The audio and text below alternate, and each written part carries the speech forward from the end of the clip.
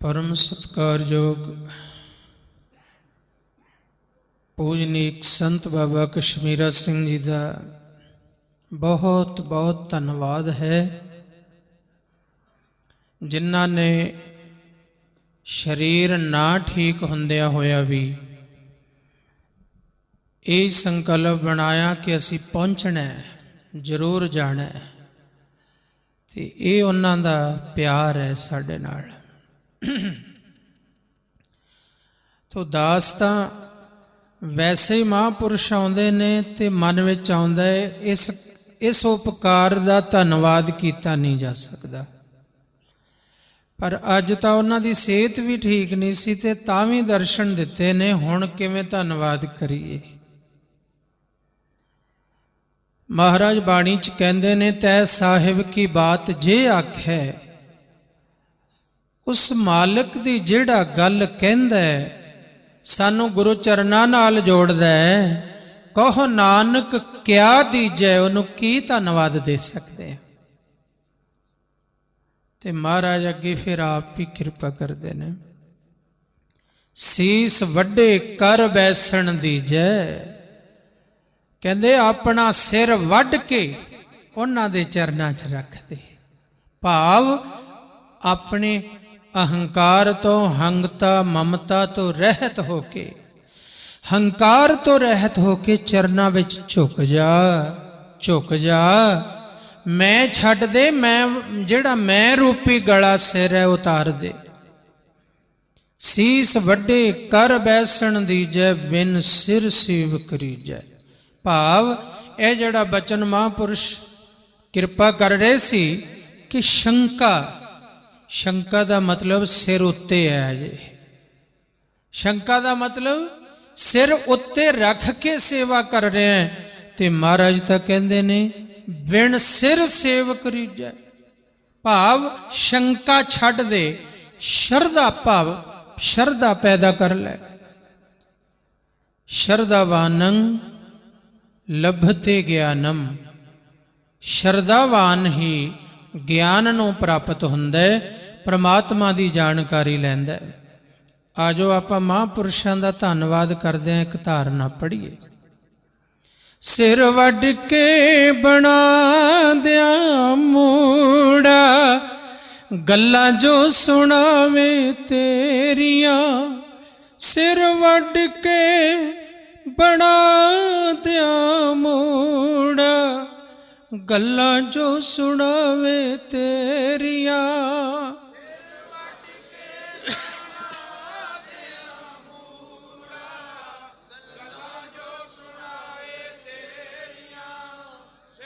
वड के करो धन्नवाद बई महापुरुष।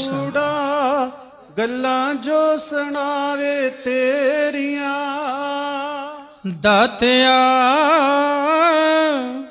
गल्लां जो सुनावे तेरियां। बाबा जी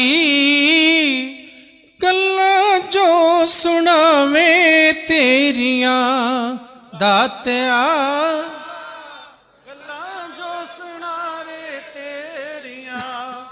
बाबा जी गल्लां जो सुनावे तेरियां।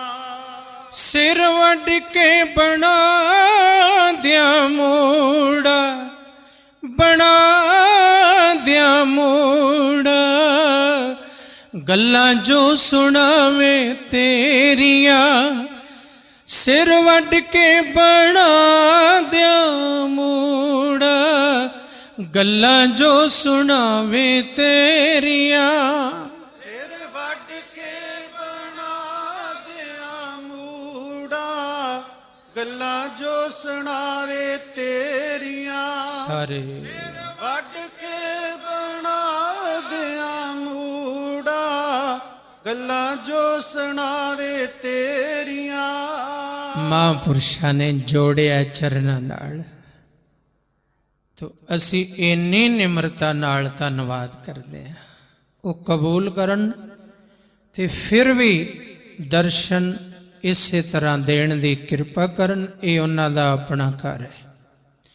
बाबा जी ने एक जिक्र किया पौंदे ਜੋ ਦੇਹਰਾਦੂਨ ਦੇ ਪਾਸ ਵੀ ਭਾਈ ਦਲੀਪ ਸਿੰਘ ਜੀ ਨੂੰ ਪੁੱਛਿਆ, ਭਾਈ ਮਨਜੀਤ ਸਿੰਘ ਉਹਨਾਂ ਨੂੰ ਪੁੱਛਿਆ ਵੀ ਨੇੜੇ ਕੋਈ ਜਗ੍ਹਾ ਦਰਸ਼ਨ ਕਰਨ ਵਾਲੀ, ਤੇ ਉਹਨਾਂ ਨੇ ਕਿਹਾ ਕਿ ਬਾਬਾ ਨੰਦ ਸਿੰਘ ਜੀ ਮਹਾਰਾਜ ਦਾ ਇੱਕ ਜੰਗਲ ਵਿੱਚ ਅਸਥਾਨ ਹੈ, ਉਹ ਪੌਂਦੇ ਗਾਉਂ ਹੈ। ਦੇਹਰਾਦੂਨ ਤੋਂ ਪੌਂਟਾ ਸਾਹਿਬ ਨੂੰ ਜਾਈਏ, ਉਸੇ ਰੋਡ ਤੋਂ ਅੰਦਰ ਜਾ ਕੇ ਚਕਰੌਤਾ ਇੱਕ ਅੱਡਾ ਪੈਂਦਾ, ਉਹ ਚੌਂਕੀ ਇੱਕ ਅੱਡਾ ਪੈਂਦਾ ਹੈ, ਉੱਥੋਂ ਅੰਦਰ ਜੰਗਲ ਵਿੱਚ ਜਾਣਾ ਪੈਂਦਾ ਹੈ। ਜਿਵੇਂ ਬਾਬਾ ਜੀ ਨੇ ਦੱਸਿਆ, ਪਹਾੜਾਂ ਵਿੱਚ, ਜੰਗਲ ਵਿੱਚ ਬਾਬਾ ਜੀ ਦਾ ਉਹ ਸਥਾਨ ਹੈ। ਨੰਦਾ ਚੌਂਕੀ ਅੱਡਾ ਹੈ, ਨੰਦਾ ਚੌਂਕੀ। ਦੇਹਰਾਦੂਨ ਤੋਂ ਬਾਹਰ ਨਿਕਲਦਿਆਂ ਨਾਲ ਹੀ, ਹੁਣ ਤਾਂ ਵਸੋਂ ਵਿੱਚ ਆ ਗਿਆ, ਪੁਰਾਣੇ ਸਮੇਂ 'ਚ ਦੂਰ ਪੈਂਦਾ ਸੀ। ਉੱਥੋਂ ਦਾ ਇੱਕ ਬਾਬਾ ਈਸ਼ਰ ਸਿੰਘ ਜੀ ਮਹਾਰਾਜ ਦਾ ਜ਼ਿਕਰ ਹੈ, ਜੋ ਦੋਨਾਂ ਮਹਾਂਪੁਰਸ਼ਾਂ ਨਾਲ ਸੰਬੰਧ ਰੱਖਦਾ ਹੈ। ਉਹ ਕਹਿ ਕੇ ਫਿਰ ਸਮਾਪਤੀ। ਧੰਨ ਧੰਨ ਬਾਬਾ ਨੰਦ ਸਿੰਘ ਜੀ ਮਹਾਰਾਜ ਉਸੇ ਜੰਗਲ ਵਿੱਚ ਠਹਿਰੇ ਹੋਏ ਸਨ, ਰੁਕੇ ਹੋਏ ਸਨ, ਤੇ ਉੱਥੇ ਇੱਕ ਨਗਰ ਹੈ ਨੇੜੇ, ਪਹਾੜੀ ਪਿੰਡ, ਪਹਾੜੀ ਗਾਉਂ, ਵਾਦੀਆਂ ਵਿੱਚ ਜਿਵੇਂ ਦੇ ਨਿੱਕੇ ਨਿੱਕੇ ਘਰ, ਛੋਟੇ ਛੋਟੇ ਪਿੰਡ, ਗਰੀਬ ਲੋਕ। ਤੇ ਉਸ ਪਿੰਡ ਦੀ ਇੱਕ ਮਾਤਾ ਗਰੀਬ, ਜੋ ਥੋੜਾ ਜਿਹਾ ਦੁੱਧ ਰੋਜ਼ ਲਿਆ ਕੇ ਗੜਵੀ 'ਚ ਮੱਥਾ ਟੇਕਦੀ ਸੀ। ਤੇ ਬਾਬਾ ਜੀ ਨੇ ਜਦੋਂ ਨਾਨਕਸਰ ਆਉਣ ਦਾ ਸੰਕਲਪ ਬਣਾਇਆ, ਵਾਪਸ ਆਉਣਾ ਸੀ, ਤੇ ਬਾਬਾ ਜੀ ਨੂੰ ਸਾਰੇ ਪਹਾੜੀਏ, ਸਾਰੇ ਲੋਕ, ਦੇਹਰਾਦੂਨ ਦੀ ਸੰਗਤ ਬਹੁਤ ਹੁੰਦੀ ਸੀ। ਉਹ ਜਦੋਂ ਵਿਦਾਇਗੀ ਵੇਲੇ ਬਾਬਾ ਜੀ ਦੇ ਪਾਸ ਆਏ, ਵਿਦਾਇਗੀ ਦੇਣ, ਦਰਸ਼ਨ ਕਰਨ ਵਾਸਤੇ ਆਏ। ਬੜੇ ਅਮੀਰ ਵਜ਼ੀਰ ਦੇਹਰਾਦੂਨ, ਬਾਬਾ ਜੀ ਦੇ ਸਤਸੰਗੀ।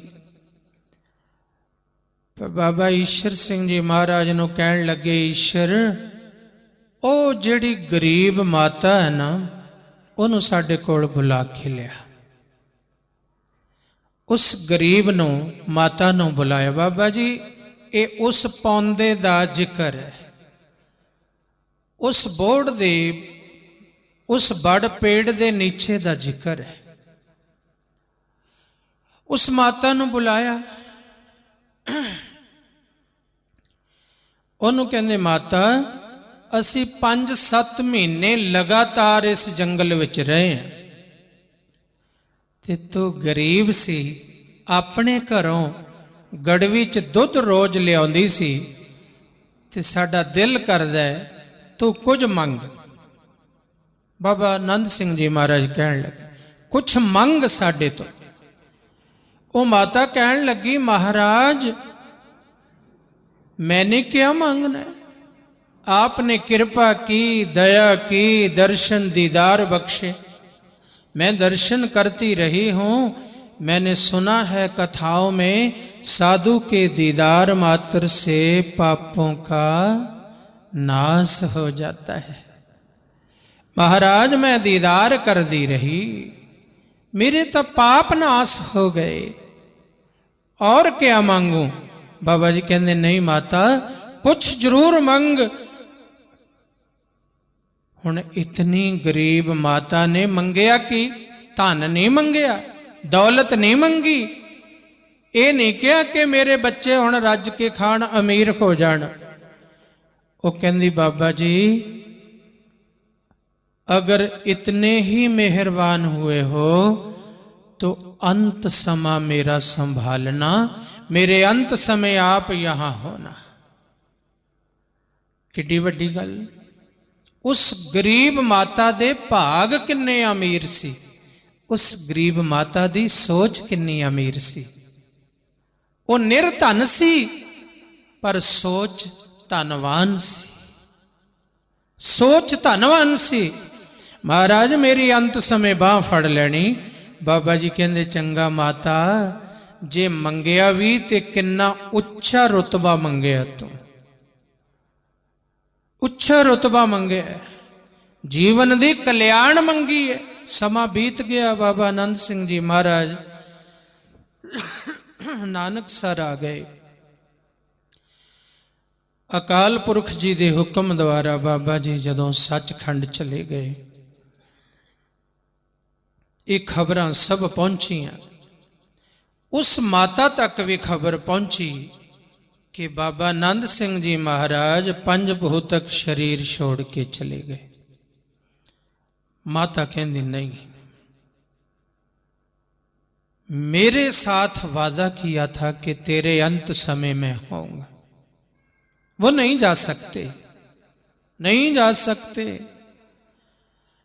जदों बहुत सारे देहरादून दे संगियां तो उसने सुन लिया ते फिर सिर झुका के कहन लगी, बाबा आनंद सिंह जी फिर तेरी मौज, फिर तेरी मौज है। मेरे साथ वादा किया था कि मेरा अंत समय संभालोगे, मेरे अंत समय वहां होगे, वादा दिया था। पर मालूम नहीं कैसे पहुंचोगे। संत लोग जैसे भी चाहे पहुंच सकते हैं। समय बीत गया। एक समय फिर धन धन बाबा ईश्वर सिंह जी महाराज देहरादून संगतां नूं तार रहे सन। कई साल बीत गए। उस तो बाद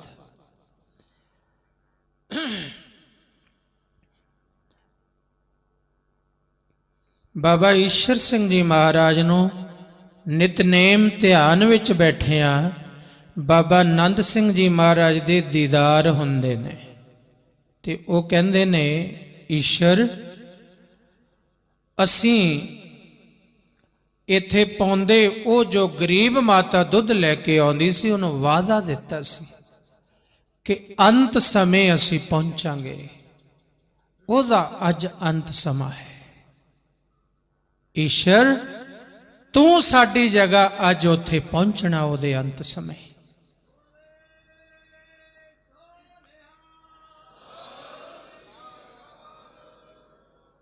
ध्यान विच इउं कह रहे।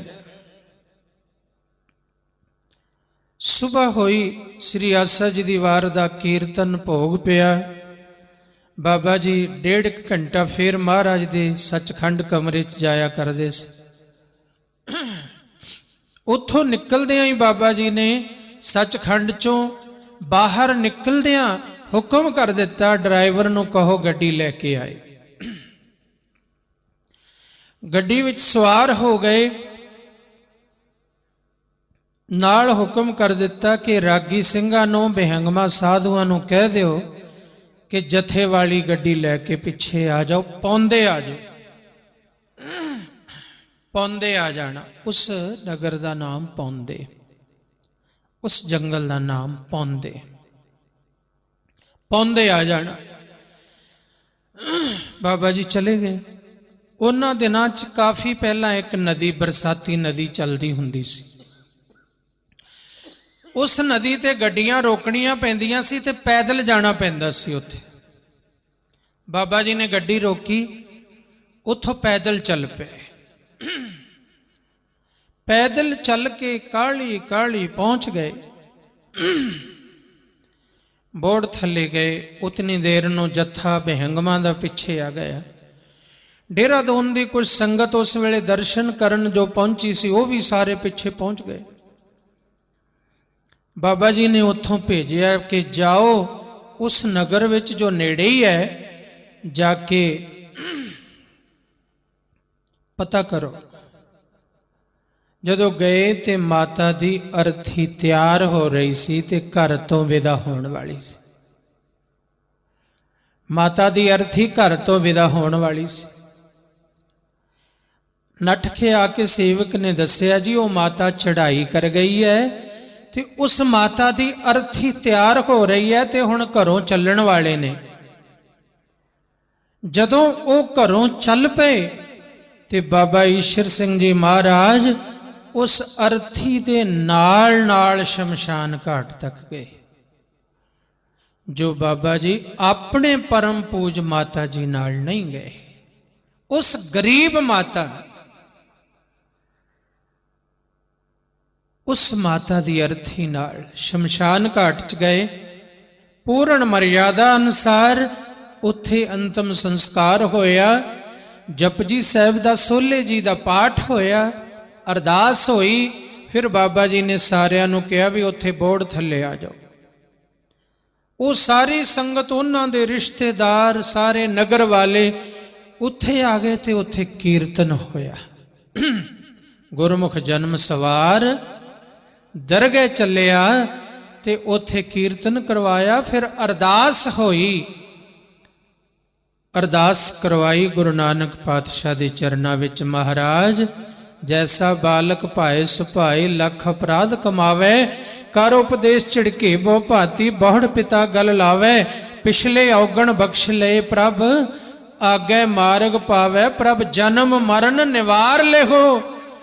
ਉਹਦਾ ਜਨਮ ਮਰਨ ਕੱਟ ਕੇ ਬਾਬਾ ਜੀ ਅਰਦਾਸ ਕਰਵਾ ਕੇ ਆਏ ਤੇ ਸੰਗੀਆਂ ਨੇ ਪੁੱਛਿਆ, ਮਹਾਰਾਜ ਇਹ ਕੀ ਕੌਤਕ?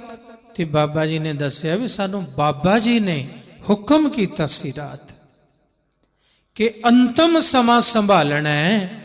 ਇਉਂ ਮਹਾਰਾਜ ਕਹਿੰਦੇ ਨੇ, ਨਾਨਕ ਕੱਚੜਿਆਂ ਸਿਓ ਤੋੜ, ਢੂੰਡ ਸੱਜਣ ਸੰਤ ਪੱਕਿਆਂ, ਓਏ ਜੀਵਨ ਦੇ ਵਿਛੜੇ ਜਿਹੜੇ ਕੱਚੇ ਨੇ, ਓਏ ਮੋਇਆ ਨਾ ਜਾਈ ਛੋੜ, ਜਿਹੜੇ ਪੱਕੇ ਨੇ ਨਾਮ ਨਾਲ ਜੁੜ ਕੇ ਨਾਮ ਦਾ ਹੀ ਰੂਪ ਹੋ ਗਏ ਹੋਏ ਨੇ, ਉਹ ਮਹਾਂਪੁਰਸ਼ ਤੇਰੀ ਦਰਗਾਹ 'ਚ ਵੀ ਬਾਂਹ ਫੜਨਗੇ।